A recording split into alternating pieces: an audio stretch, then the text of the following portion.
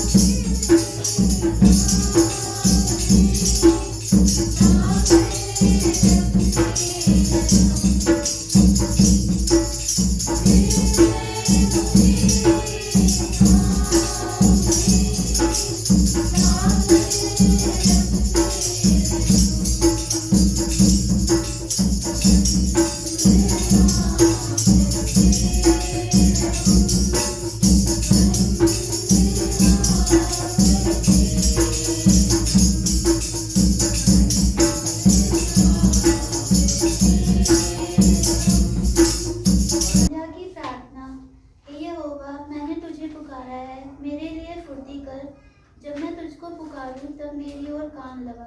मेरी प्रार्थना तेरे सामने सुगंध धूप और हे यहोवा, मेरे मुख पर पहरा बिठा, मेरे होठों के द्वार की रखवाली कर। मेरा किसी की बुरी बात की हो कि मैं ना लगूं और मैं किस आगे मुझे कुछ ना खाऊं। धर्मी मुझको मारे तो यह कृपा मानी जाएगी, और वह मुझे ताड़ना दे तो यह मेरे सिर पर तेल ठहरेगा। मेरा सिर उससे इनकार न करेगा, लोगों के बुरे काम करने पर भी मैं प्रार्थना में लवलीन रहूंगा। जब उनके न्याय चट्टान के पास गिराए गए तब उन्होंने मेरे वचन सुन लिए, क्योंकि वे मधुर हैं। जैसे भूमि में हल चलाने से ढेले फूटते हैं, वैसे ही हमारी हड्डियां अधोलोक के मुंह पर छितराई हुई है।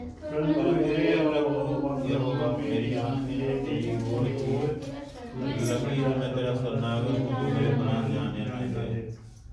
उस फंदे से जो उन्होंने मेरे लिए लगाया है और अनर्थकारियों के जाल से मेरी रक्षा कर। दुष्ट दुष्ट लोग लोग अपने जालों में हाथी फंसे और वे बचते हो।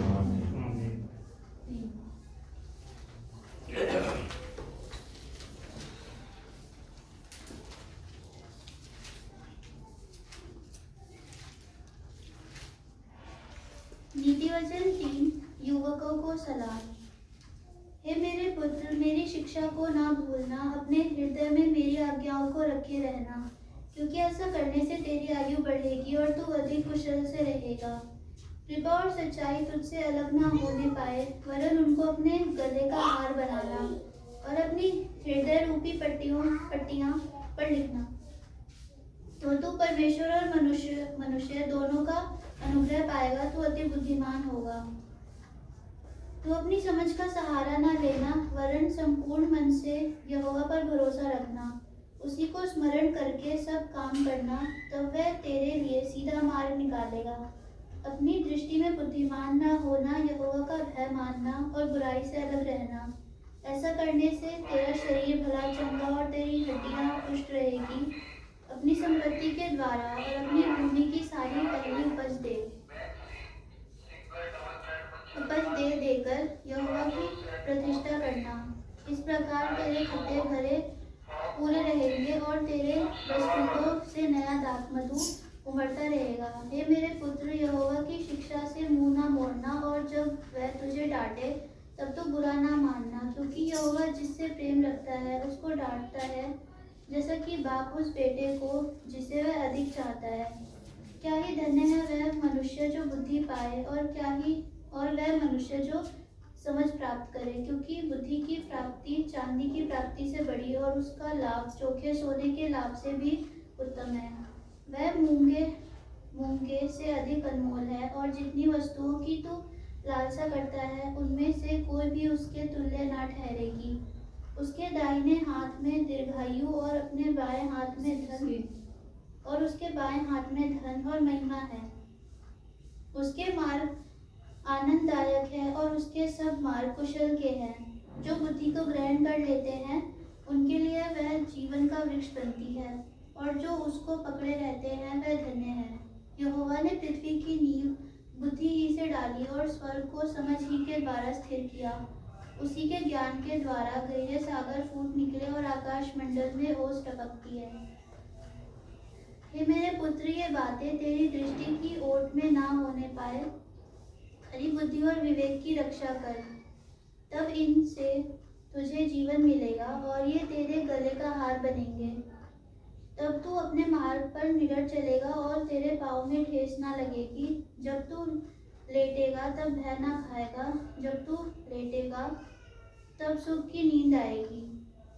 अचानक आने वाले भय से ना डरना, और जब दुष्टों पर विपत्ति आ पड़े तब ना घबराना, क्योंकि यहोवा तुझे सहारा दिया करेगा और तेरे पाँव को फंदे में फंसने ना देगा। जिनका भला करना चाहे, यदि तुझ में शक्ति रहे तो उनका भला करने से ना रुकना। यदि तेरे पास देने को कुछ हो तो अपने पड़ोसी से ना कहना कि जाकर फिर आना, कल मैं तुझे दूंगा। जब तेरा पड़ोसी तेरे पास बेखटके रहता है तब उसके विरुद्ध बुरी वियुक्ति ना बांधना। जिस मनुष्य ने तुझसे बुरा व्यवहार ना किया हो उससे अकारण मुकदमा खड़ा ना करना। उपद्रवी पुरुष के विषय में डाह ना करना, ना उसकी सी चाल चलना, क्योंकि यहोवा कुटिल से घृणा करता है, परंतु वह अपना भेद सीधे लोगों पर खोलता है। दुष्ट के घर पर यहोवा का श्राप और धर्मियों के वासस्थान पर उसकी आशीष होती है। ठट्ठा करने वालों से वह निश्चय ठट्ठा करता है और दीनों पर अनुग्रह करता है। बुद्धिमान महिमा को पाएंगे और मूर्खों की बढ़ती अपमान ही की होगी।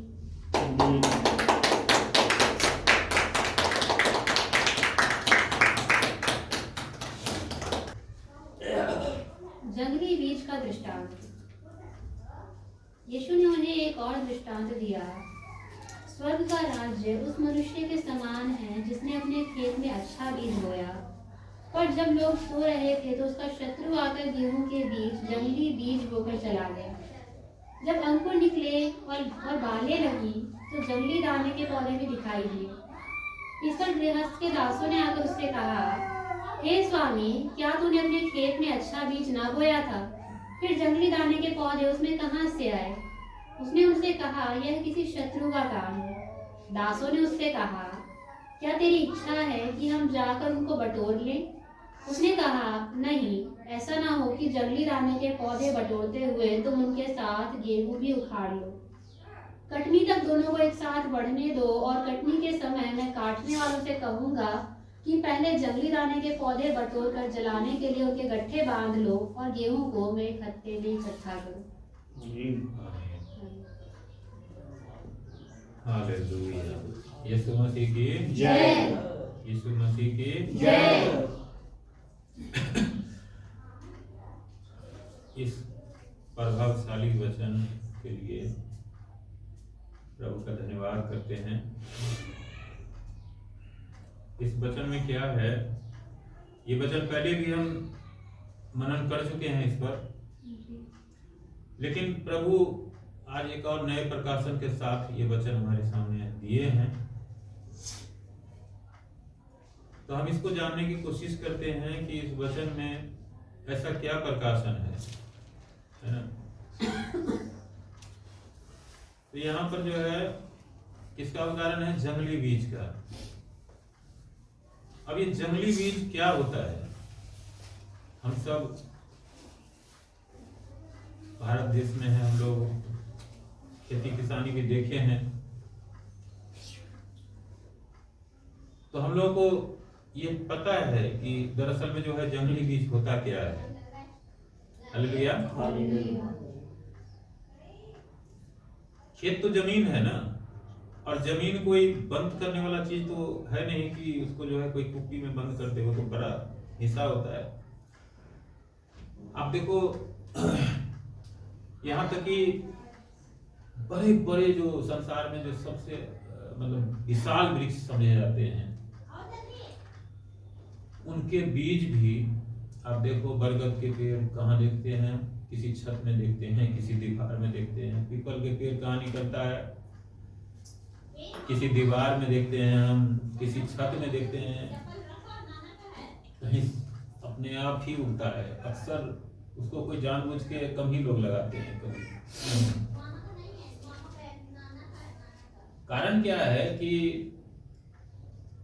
उसके बीज जो है कभी पक्षियों के द्वारा, कभी हवा के द्वारा उड़ा दिए जाते हैं, क्योंकि हल्का होता है। तो इसी तरह से बहुत सारी चीजों के बीज, मान लो कि इसको ऐसे समझते हैं कि एक जगह 5000 खेत है या 500 खेत है, उसमें जो है ना 495 खेत में जो है किसान अच्छे से खेती कर रहा है, लेकिन 5 खेत जो है ना वो ऐसे लोगों का है जिनको या तो कोई जरूरत ही नहीं है उसकी, या फिर जो है कोई उसका देखने वाला ही नहीं है। तो इसके कारण क्या होता है कि उसमें उटकटारें उगती रहती है, और वही उटकटार के बीज उन अच्छे खेतों में भी पहुंच जाता है।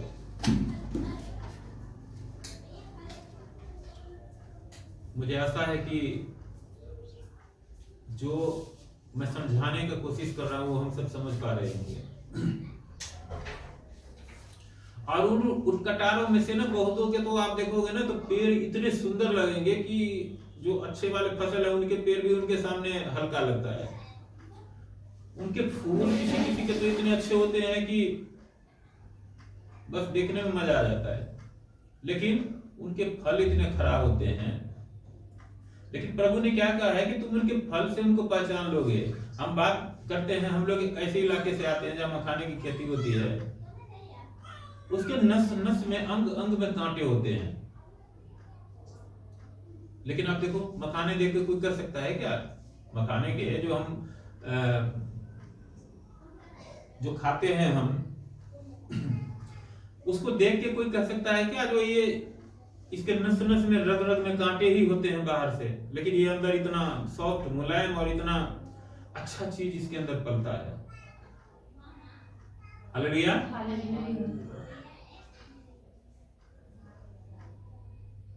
तो ऐसी भी चीजें हैं। गुलाब के नीचे कितने कांटे होते हैं, लेकिन गुलाब गुलाब है। लेकिन बहुत सी ऐसी चीजें होती है जो बाहर से बहुत ही मुलायम होते हैं, बहुत ही देखने में ऐसी होती है, लेकिन क्या है, वो किसी काम का नहीं होता है, उसी को उटकटार कहते हैं। और वो क्या करता है कि जिस खेत में भी जाएगा उस खेत में से रस निकाल लेता है। हालेलुया। तो यहाँ पर जो है वही जंगली बीज का प्रभु ने उदाहरण दिया है।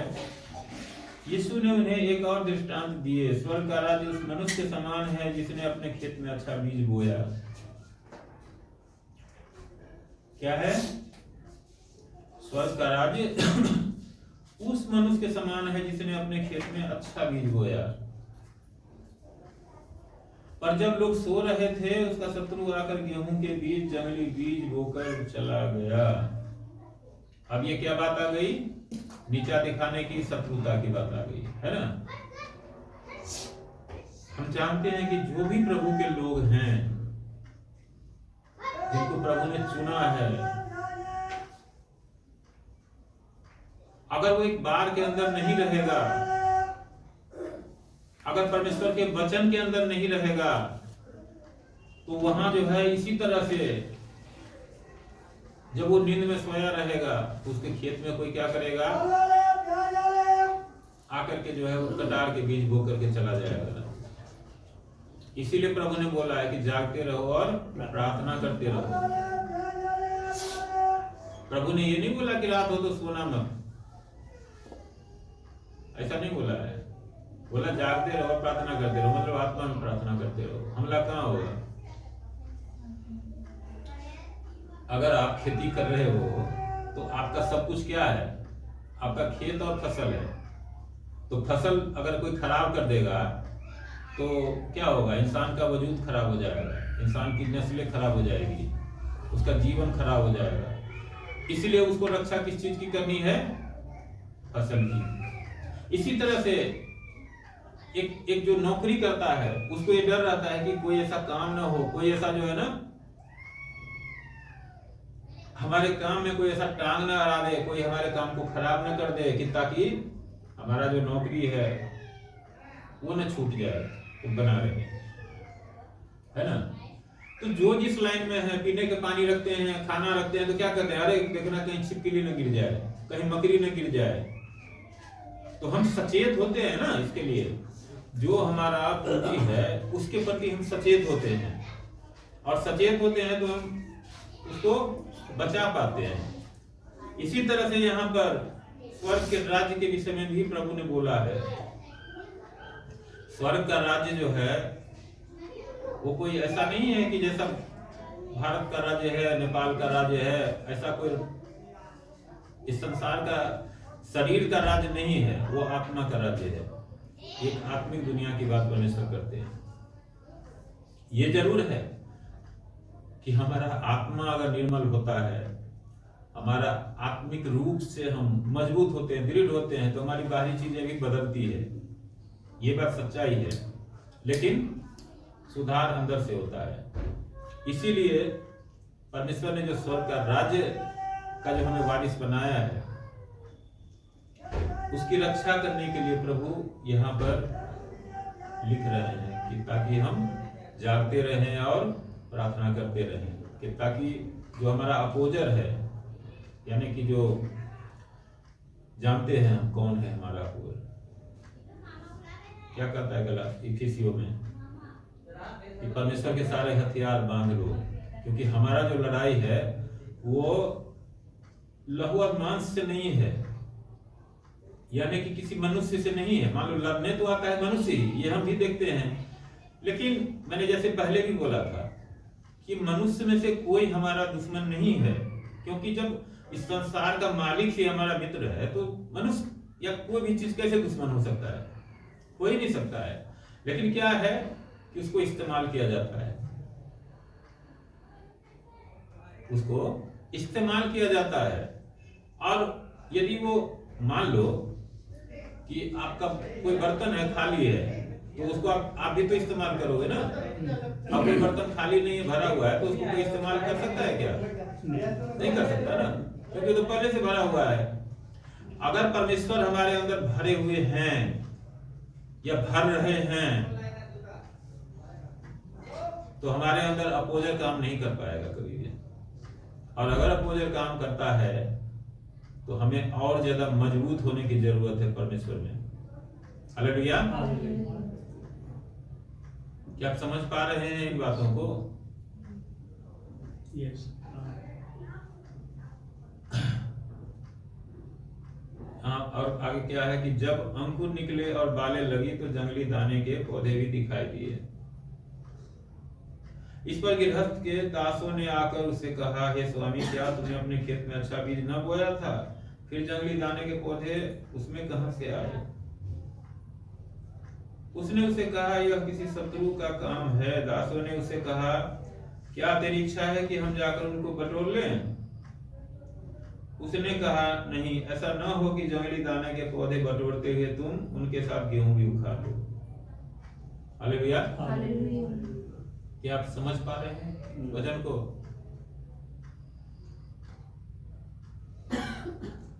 जो किसान है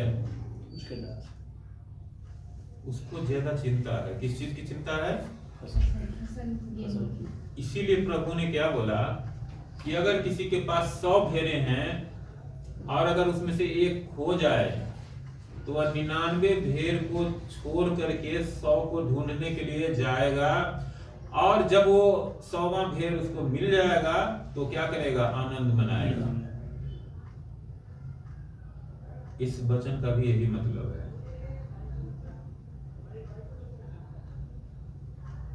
किसान के दास क्या कर रहे हैं कि जो जंगली बीज है उनको जाके अभी उनके पेड़ उखाड़ देते हैं, लेकिन जो किसान है उसको चिंता है कि ये उखाड़ने के लिए जो जाएगा तो गेहूं के पेड़ भी इससे जो है डैमेज होंगे, उखड़ेंगे या दब जाएंगे पांव के नीचे। गेहूं तो उसका लगाया हुआ है ना। आप समझो बात को कि किसान ने क्या लगाया है? गेहूं लगाया है। भले ही उठकटार उसमें जो है ना दुश्मन बो के चला गया, लेकिन फिर भी वो जानता है कि उठकटार को तो जब चाहे तब खत्म कर सकता है, उखाड़ सकता है, लेकिन गेहूं को किसी भी तरह से हानि नहीं पहुंचने देना। कौन गेहूं है? ये उदाहरण क्या करता है? जिसको भी परमेश्वर ने चुना हुआ है ना, और जो दुख में सुख में हमेशा हर एक परिस्थितियों में उस परमेश्वर के ऊपर अपनी नजरों को गड़ाए रखता है और सब कुछ सहते चला जाता है, उसकी चिंता परमेश्वर को है। ऐसे ही लोग, भजन संहिता कहता है कि ऐसे ही लोग उसके दर्शन के खोजी याकूब बंसी है। कौन है? याकूब बंसी है। याकूब के ही वंश को प्रभु ने आशीर्वाद दिया था ना। 12 गोत्र किसके बच्चे थे? याकूब के ही बच्चे थे ना, जिनको इजराइल कहा गया। हालेलुया। तो परमेश्वर को उसकी चिंता है। अगर हम उसमें हैं तो परमेश्वर हमारी चिंता करते हैं। आमीन आमीन। ये चीज हमें हमेशा ये बात ध्यान में रखना है कि हम जागते रहें और जो प्रभु ने दिया है उसको संभाल के रखें। उसको किसी भी कीमत पर नहीं खोना है हमें। अब देखो, एक कमी हमें भी होता है कि कोई उकसाया और हमारा क्रोध जाग उठता है। कोई आके गाली दिया, हम भी क्या हो जाते हैं? उत्तेजित हो जाते हैं लड़ाई करने के लिए। उस समय हम थोड़ा सा चूक जाते हैं, लेकिन हमें चूकना नहीं है। जो बातें हुई पीछे, जो हमारे जीवन में जो बातें हुई, जो हमें अच्छा नहीं लगा था, वो बातें भी होना था। उसमें भी बहुत सारी शिक्षाएं होती है जो हमें जब हम गौर करते हैं तो देखते हैं कि उसमें क्या शिक्षाएं थी।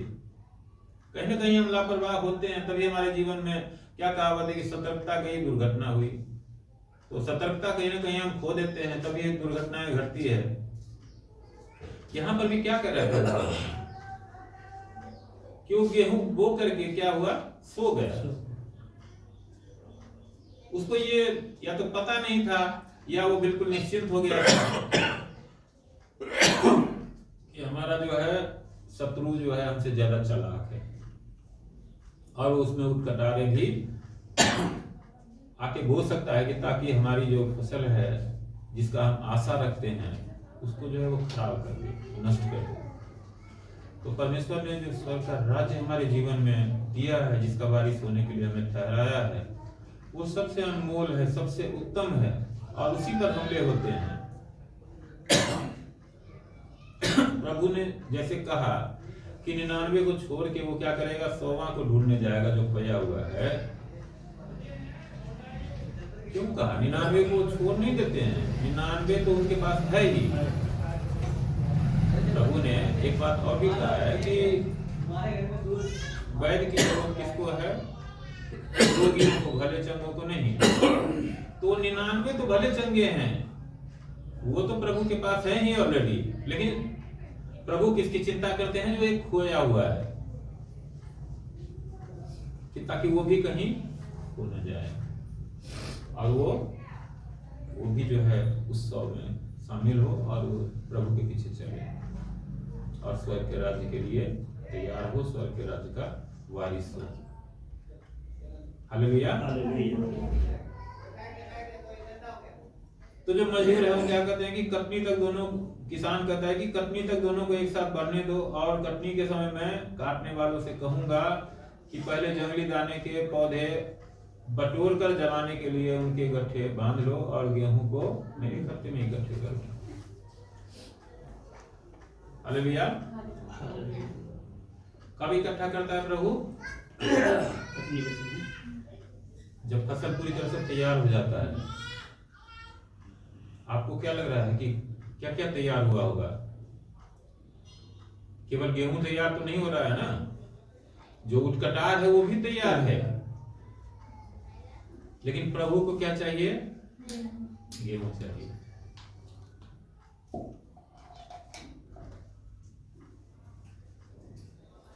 जो है फटकने वाला सूप भी उसके हाथ में है। हालेलुया। वो सूप इसीलिए रखा है कि ताकि सब कुछ जो है फटक सके। गेहूं गट्ठर जो जाता है ना गेहूं का, उसमें भी गेहूं ही खाली काम का है। तो इसीलिए भूसा और जितने भी डंठल फंटल धूल मिट्टी कंकर पत्थर जो गए हैं ना, उसको फटक के वो बाहर निकाल देता है और गेहूं को छांट के रख लेता है अपने खत्ते में। परमेश्वर इंतजार करते हैं, इसीलिए जो उनके विषय में कहा गया है ना, वचन जो कहता है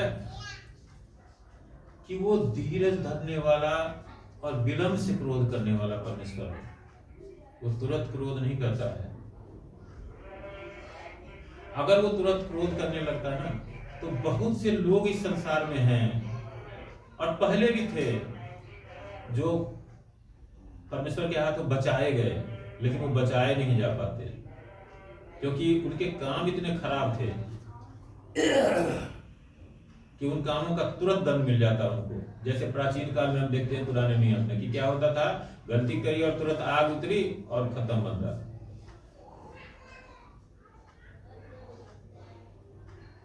है ना?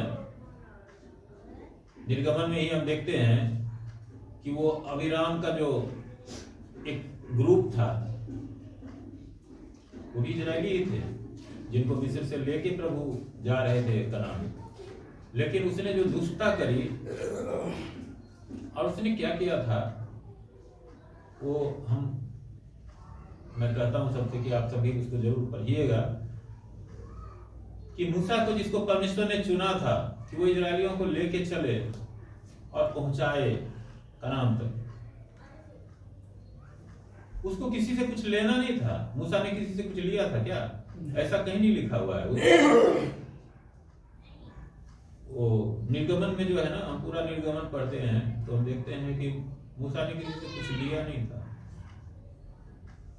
क्योंकि इस काम के लिए परमेश्वर ने उसको नियुक्त किया था। लेकिन उसके ऊपर तरह तरह के आरोप लगा रहे थे लोग, और उसके कारण क्या हुआ, तो परमेश्वर का क्रोध ऐसा भड़का कि वो घर ही नहीं, पूरा परिवार खानदान सहित जो है ना, धरती फट गई और इसमें जो है ना समा गए थे। आप निर्गमन को पढ़ सकते हैं।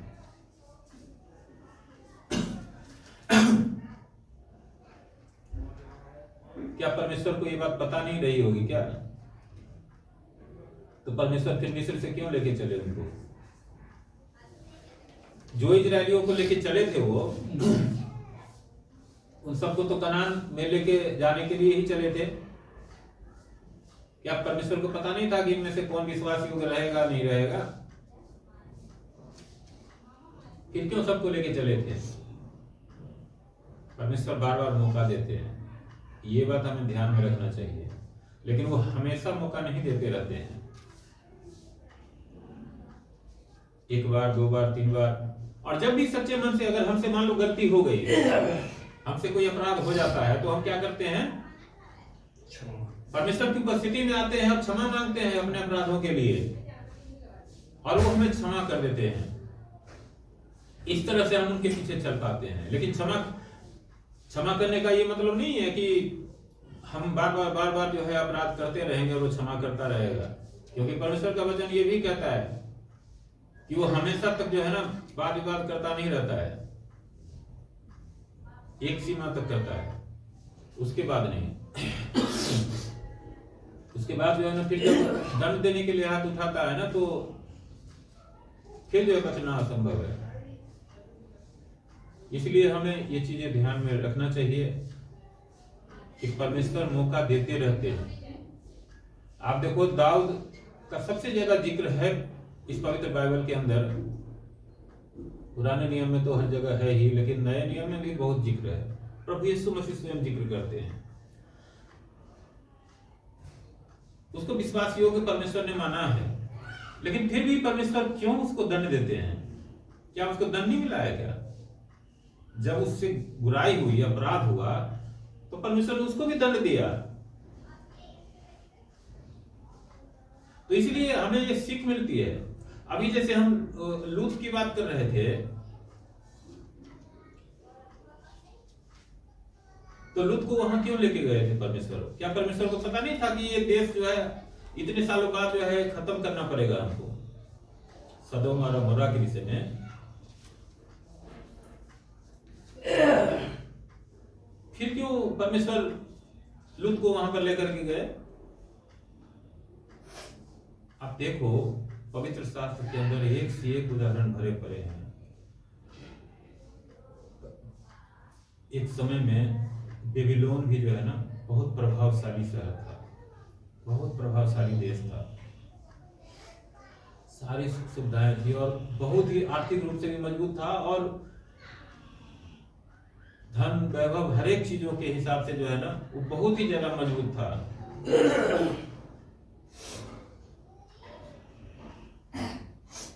Hallelujah, hallelujah.